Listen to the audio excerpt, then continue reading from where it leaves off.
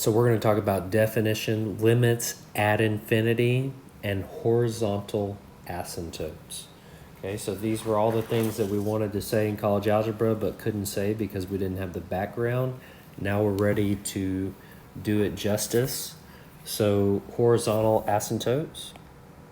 Limit as x approaches negative infinity. So instead of limiting to infinity or negative infinity, we're taking the limit as x goes to negative infinity of some function, and it equals some real number L. So L is some real number, it's not infinity. And so the horizontal asymptote, this would be approaching negative infinity. So x is going out to negative infinity this direction. And as you can see, the function f of x looks like it's approaching in on this value L. Okay, so that's the idea of a left-handed limit going to negative infinity. All right, and then the other side of it would be like if I take the limit as x goes to positive infinity. Okay, so x going to positive infinity. So if I take the limit as x goes to positive infinity, I get some real number L. Well, positive infinity, we're caring about going this direction. So x is going in the positive direction here. And so as we go in the positive direction, we see that it's becoming closer and closer to L. Now, what about x going to negative infinity for this graph? Well, it looks like that's shooting off to infinity. So it's not going to some positive fixed real number. But that's okay because all we're doing, we only look at the limit as x goes to infinity or the limit as x goes to negative infinity to find our vertical or horizontal asymptotes. Okay. Now, one thing I want you to notice is that this graph actually crosses the horizontal asymptote, and that's perfectly fine. The vertical asymptote is the one that is dangerous to cross. If you cross that, then that's no bueno. Polynomial rationals, they do not cross vertical asymptotes. However, a polynomial or a rational might actually cross, or actually I guess we're dealing with rationals. So the rational might actually cross the horizontal asymptote, and that's perfectly a-okay. As long as in the end run, okay, so as x gets really big, we're heading off towards this L value. That's all that matters there. So sometimes you can cross that horizontal asymptote, okay? Now, the definition is this. If the limit as x goes to infinity of the function is equal to L, or the limit as x goes to negative infinity is equal to L, then the line y equals L is a horizontal asymptote.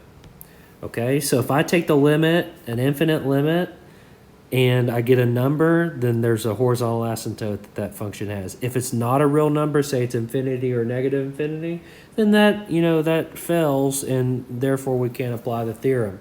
It's got to be if one of these two things is true, then we can say y equals L is a horizontal asymptote.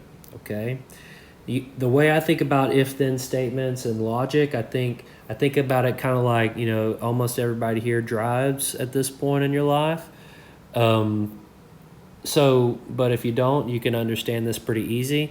In order to start your vehicle, you first need the car keys. So if you have the car keys, then you can drive the car. If you don't have the car keys, then there's no way that you can get in the car and drive off, right? So our car keys here are finding the limit as x goes to infinity or x goes to negative infinity, and you get some number L, okay, some real number L. And then once you have those car keys, then you can say, okay, I'm going to drive my car, which is y equal L as a horizontal asymptote. All right. So the degree of a polynomial is the largest exponent on the variable. So when you were in college algebra, this is kind of how it was introduced. You were given some polynomial expression, and they said, okay, find the degree of the polynomial. We look at the degree of the individual terms. This is degree 2 because there's 2 x's there. That's a degree 3 because there's 3 x's. Degree 1 because there's only 1 x. And that constant term is a degree 0 because, obviously there's no x's. And if you want to think about it like x to the 0, so that tells you anything to the 0 power unless it's 0 is equal to 1. So it's just a constant. Okay, so that degree is a degree 3. Why? Because the largest exponent on the variable tells you the degree of the polynomial. Okay, so the individual terms, the largest degree was a degree 3. So the third degree, the x cubed term, dominates all the other terms as x goes to plus or minus infinity. You think about how fast a cube grows versus a square or versus a linear term, and especially constant, that's not even in the race, right?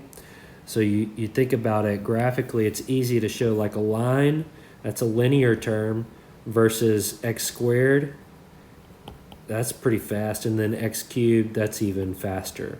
Okay, so when we're talking about going out x out to infinity, right? So we're approaching infinity, then we're talking about really, really big numbers, and the cube one is just going to dominate all these other ones to where they don't even contribute anything compared to the cube.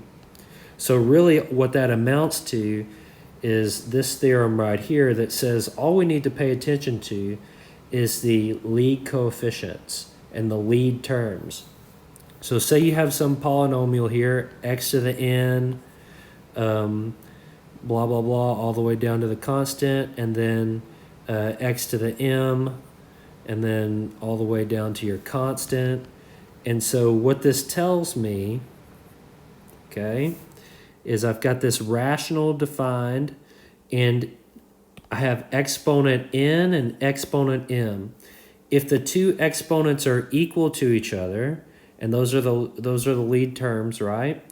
And I take the then I take the limit as f of x goes to infinity and negative infinity, I'm going to get a to the n over b to the n. If they're equal to each other, all I do is I divide the coefficients. Okay? Now, if they're not equal to each other, if the n is smaller than the m, that means the denominator is dominating. And if the denominator is getting bigger faster, that means I have 5 over a really big number. Well, what is that heading towards? That's heading towards 0. And that's what that's saying there in the limit. If I take the limit as x goes to infinity or x goes to negative infinity, I'm going to get 0 there. Okay? Now, if n is greater, so the exponent here is bigger, then that tells me that the limit as x goes to infinity and x goes to negative infinity is actually going to be infinite, okay? If the top degree is dominating, I got a really big number over something that's not big, then this thing's going off to positive infinity, okay? As x grows arbitrarily large. So the degree of the numerator here, the biggest term is the n, so that's degree n, and the degree of the denominator here is m, because that exponent is raised to the m power. Now, there's a clever way to remember this, and I know it looks silly, but this is a way that I teach my college algebra students how to memorize this process, and so I call this BOBO BOTN each DC. Okay, so this is what we teach college algebra students who don't have this calculus background, that they can take limits to find the horizontal asymptotes. And so what does this mean? Well, BOBO stands for bigger on top. Bigger on bottom. BOBO, bigger on bottom, y equals 0. Bigger on bottom, y equal to 0. Okay? That means there's a horizontal asymptote, y equal to 0. BOTN, bigger on top. Bigger on top. N means no horizontal asymptote. If the numerator degree is larger than the denominator degree, then we're going off to infinity, okay? Or plus or minus infinity, whatever it is. There's no horizontal asymptote. Each DC. Exponents are the same. divide the coefficients. That's what this first thing said here. If the exponents are equal, then I literally divide the leading coefficients to get the y equals, okay? So y equals whatever it is, whatever that number is whenever I divide. So how do I do this with infinite limits? How would I work these problems out? Because you know how to do this using college algebra. You just use this little trick, right? So let's take this function. Say you're given this function. All you need to do is take the limit as x goes to infinity, see what you get. Okay? So note here, with the old college algebra way, what we would say is this. Well, the numerator degree looks like x to the 1, so it's a degree 1. The denominator degree looks like x to the 1, and so that's a degree 1. So the top degree equals the bottom degree. And so college algebra says each DC, exponents are the same, divide the coefficient. So I divide 3 divided by 2. And if I do that, I get 3 over 2, y equals 3 over 2 horizontal asymptote. That's the college algebra way. And if you want to check yourself, that's fine. But since we're in calculus now, we're going to do this the better way. This is through limits. And here's the trick. To simplify this, because look, guys, if I just plug in infinity here, I get infinity times 3 plus 5 over 2 times infinity minus 3. Well, infinity times 3 is infinity, and then I add 5 to infinity, I still get infinity. And then over here, I get 2 times infinity, which is infinity, minus 3 is still infinity. So it's infinity over infinity, which is an indeterminate form. So that does me no good, no bueno. So infinity over infinity is not going to work. So what do? I multiply by the reciprocal of the largest degree. Now, what is the largest degree? The largest degree is a degree 1. So I'm going to multiply the reciprocal of x to the 1, which is 1 over x. So I'm going to do this in the numerator and the denominator. If I do it in the top and the bottom, that's multiplying by a clever 1 that does not change the original expression. Okay? So once I do that, I multiply this, I distribute it through. I have 5 times 1 over x gets me the 5 over x. And then I have 3x times 1 over x. The x's cancel, and I'm just left with my 3 there. Okay? If you need to see that, that's 3x times 1 over x. Those cancel, and I get 3. Okay? Now, same thing in the denominator. I distribute through, and I get 2 minus 3 over x. And now I'm taking a limit as x goes to infinity. I'm going to move inside the quotient. So I'm going to take this limit and push it to the x's, because those constants aren't going to do anything with limits. They're just going to be 3. You think about if you took the limit as x goes to infinity of a constant 3, no matter what you do with the line y equal to 3, guess what? It's still going to be equal to 3 way down the line, okay? All right, so this pushes through my limit here. Now, x over 5, or 5 over x, as x gets really big, 5 over a really big number, that's heading towards 0. Uh-oh. What's going on? It's frozen up on me. Come on now. Okay, go back. All right. So, move back up a little bit. Sorry about that. Technical difficulties, people. All right. So whenever I take this limit, this is going to get me 0 right here. 5 over a really big number is 0. Same thing here. This gets me 0 there. And so I get 3 divided by 2, which is 3/2. And that's the same answer that I got right there. Okay, so that tells me since my limit equals that number there as x goes to infinity, then I have a horizontal asymptote y equals 3/2.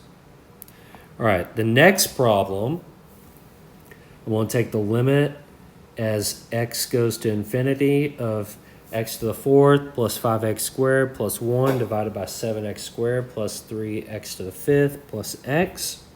Now, when I look at this one, I see the numerator, the biggest term degree is x to the 4th. Now, it's not always the case that you just have to look at the first term, right? You need to look all the way through because the numerator is degree 4, but guess what? The denominator is actually a degree 5. So we're bigger on bottom.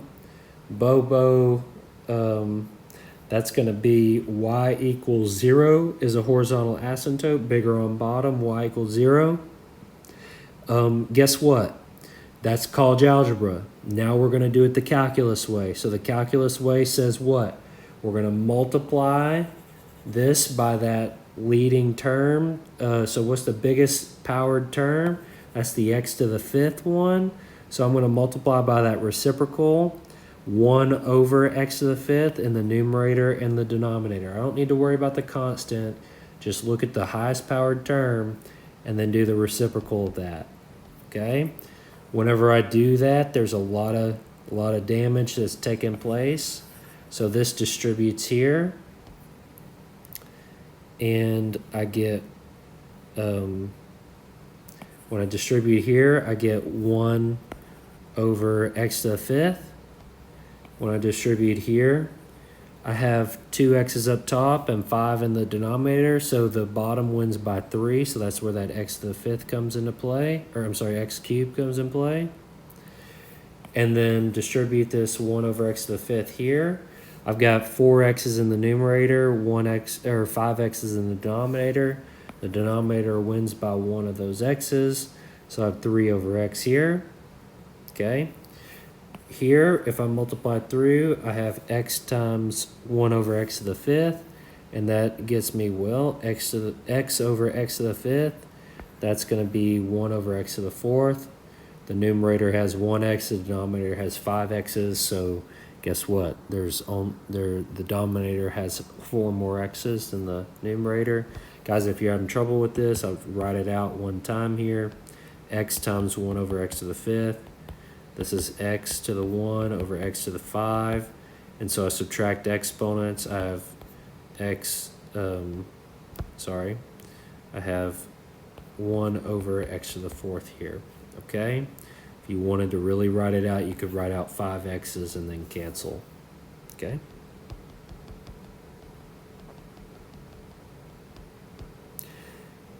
Also, when you multiply through here, what's going to happen? You get 3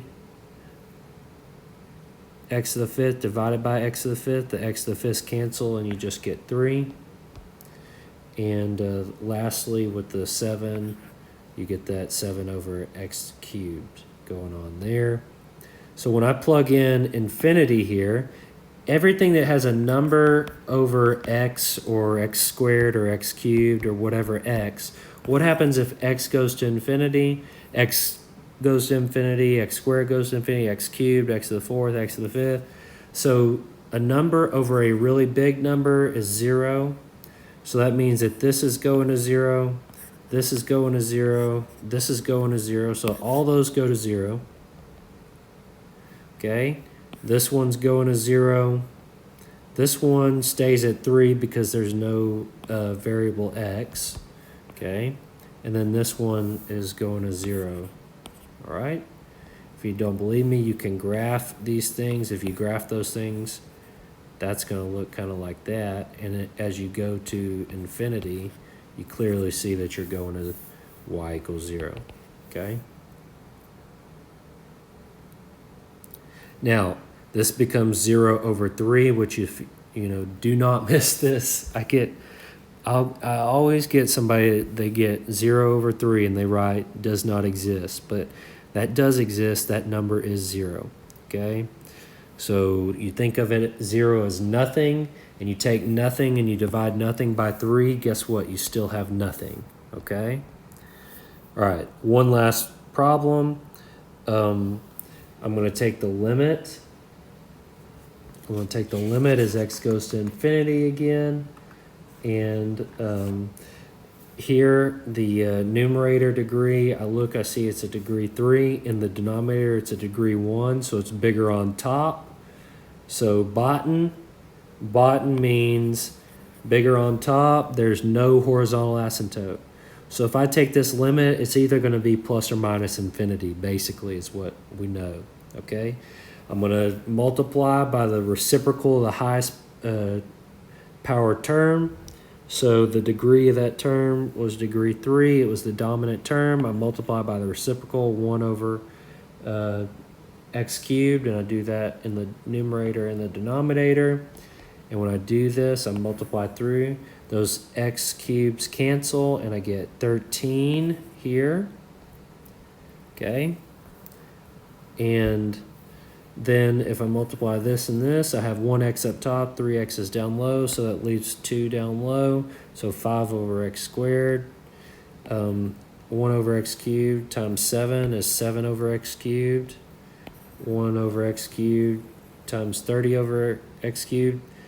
The 30 stays the same. One of the x's cancels with one of the x's at the x cubed, and so it makes it x squared. And guess what? Anywhere I have x squared or x's in the denominator, those terms are going to 0. Now, this is going to positive infinity, so that's a positive note there, okay? Technically, you think about it, as this goes to infinity, this is squared, right? This is a positive 0. This is a positive 0. So a positive 0 here over a number, right? So this is like a number over positive 0, okay? And then that equals positive infinity there. That's what I want to stress, okay? So that is equal to positive infinity right there, okay? Now, since it's positive infinity, so as x goes to infinity here, this rational function right here is going to positive infinity. What does that tell me? It's not approaching some number, therefore there's no horizontal asymptote, which is what the BOBO BOTN told me, okay? So that kind of puts all the different scenarios for horizontal asymptotes. You've got the one where the coefficients are the same, and when they're the same, you have y equals whatever that number is. You got the one where, you take the limit and you get 0, then that means y equals 0 is the horizontal asymptote.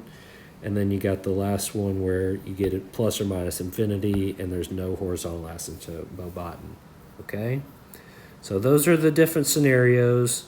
Hopefully this kind of gives you a better understanding of horizontal asymptotes, more so than, back when you were college algebra and you were just taught to memorize, hey, if the coefficients or if the exponents are the same, I divide the leading term coefficients. If the numerator degree is smaller than the denominator, then y equals 0. And then if the numerator degree is larger, then there just is no horizontal asymptote. So hopefully, this gives you a better understanding into why rational functions behave in this manner.